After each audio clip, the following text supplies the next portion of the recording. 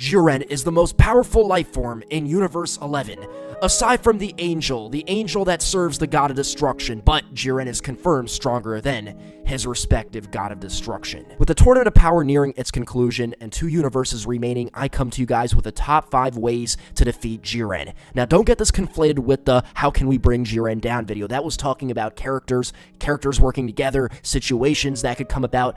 I'm talking about specifics right here, and these are things I can legitimately see Toriyama laying out for the studios to hit and Toyotaro to hit. Both the anime version and the manga version would follow this timeline, one of these timelines. That's what I truly, honestly, genuinely believe. Number 1, Goku Kaioken and Ultra Instinct. Now, we've already seen Goku and Jiren go at it. Goku uses Ultra Instinct, but he still loses the fight, and Jiren wasn't fighting that seriously. I think he was using a good amount of his power. For all the people saying, Jiren ain't even used 20% of his power. No, he at least used 20% of his power, but he didn't go all out. I don't even think he used half of his power when Goku pulled out Ultra Instinct, and even that wasn't enough. He lost all of his energy, and he got dusted off. Now, if he ends up mastering Ultra Instinct, which is still an unknown, and that's not enough, but then stacks a Kaioken on top because that seems to be natural to Goku. Goku's the only one who learned that technique, and it's not even his own technique. The amount of raw power and ki that would come out would be so intense, it would shake up the entire world of Void. More so than Jiren did when he was introduced, and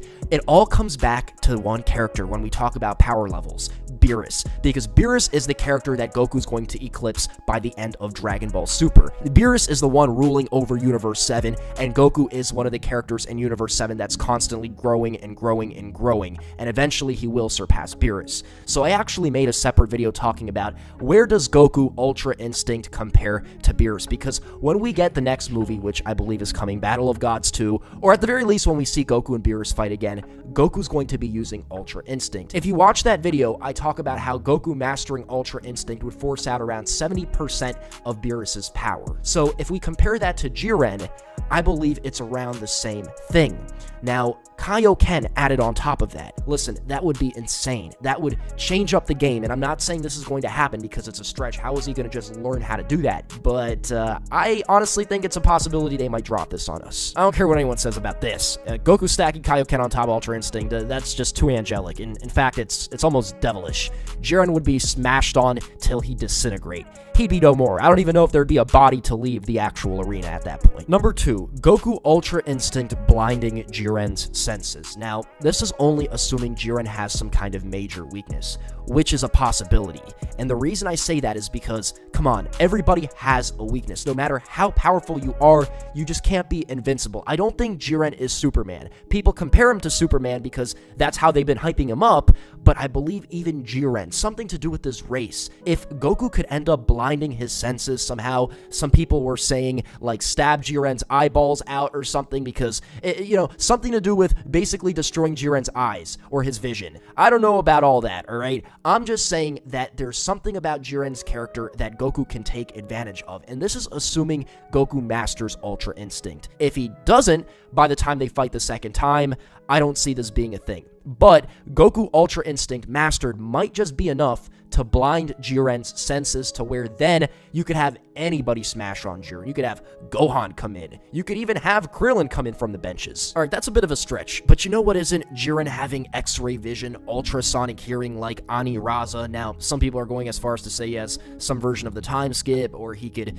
read into the future or something like that. Maybe he could travel through dimensions. I don't know about all that. It's not crazy to assume that there's something about Jiren's race that gives him crazy physical qualities. You see, with the Saiyans, they actually transform. We see some kind of jump and some kind of boost in power as a result of that jump into another state. We don't really see that physically manifest with Jiren. Jiren does not transform. So because he doesn't transform, he must be getting that boost in power another way. Well, if that other way has the potential to be clogged up, blocked, possibly nulled, that could be where we could really get some clean hits on Jiren, because as of this moment, it seems like it's really hard to just even attack this guy, mostly because we don't know anything about him yet. Number 3, overpower Jiren with a fusion. Now, we know fusions are legal. They are allowed in this tournament, and that was the biggest concern I personally had as to whether or not we would see fusion in this tournament. We actually saw Kale and Caulifla using the Potara fusion, so that means at the very least it's legal.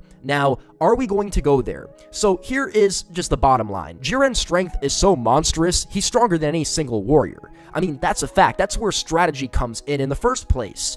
But if we smack our 2 most powerful warriors together, we would indeed smash on Jiren. And I'm not referring to smashes as in punches. I'm referring to, like, Jiren's booty hole gonna be swole.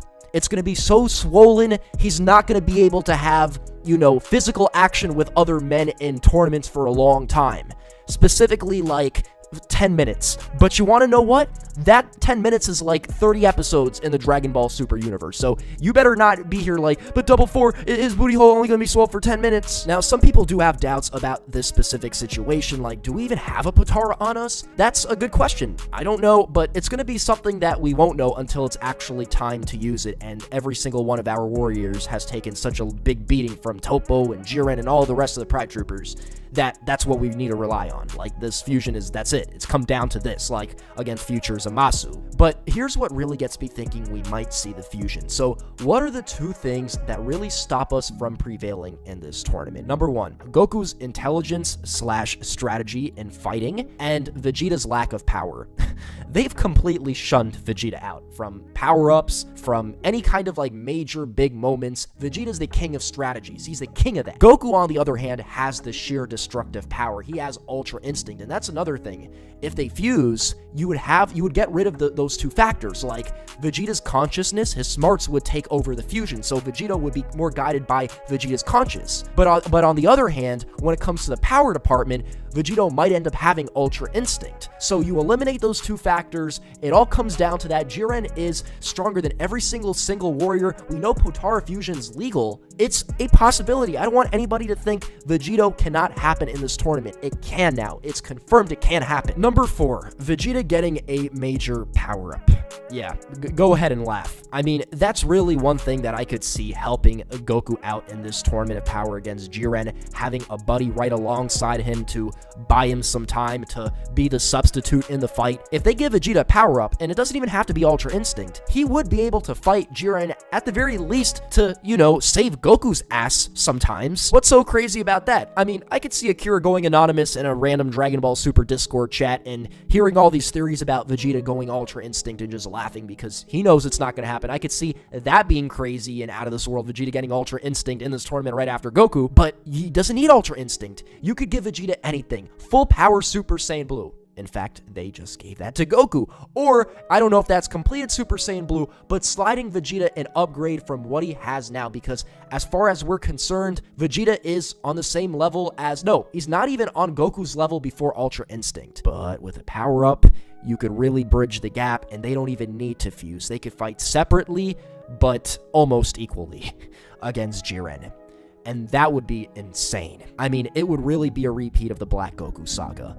And it could be Goku and Jiren fighting for the majority of the fight. Vegeta does not need to be involved all the time, but he could be there. But if he's just there without a power-up and he's just like going in on Jiren, that just wouldn't make sense. You see what I'm saying? I'm saying the last and final route I could see us defeating Jiren isn't a literal defeat, but more of a symbolic one, and that's the defeat of Jiren's spirit and desires to possibly bring back all the extinct universes or whatever grand wish that he that's recently been teased in the manga. And that's Jiren being Talk no Jutsu'd. One thing that we've seen time and time again in the Dragon Ball franchise, whether it be Dragon Ball, Dragon Ball Z, Dragon Ball Super, is that warriors, they can tell what type of person their enemy is by exchanging fists. That's a common theme. And if Goku can last like 80% of this fight, just going in and actually make Jiren break a sweat, and Jiren's like, you know what? This guy's not a bad guy. This guy's cool. What do you mean? Especially the anime version, because Jiren, at the end of the day, he's not on some, like, savior hero to where he would bring back Universe 7, even if he defeated Universe 7. So, I mean, if he exchanged fists with Goku and he sees, like, this guy's just like me, why am I even fighting this guy? Just because Zeno wants these universes destroyed? Or, my bad, the Grand Priest wants these universes destroyed? No, I'm not cool with this.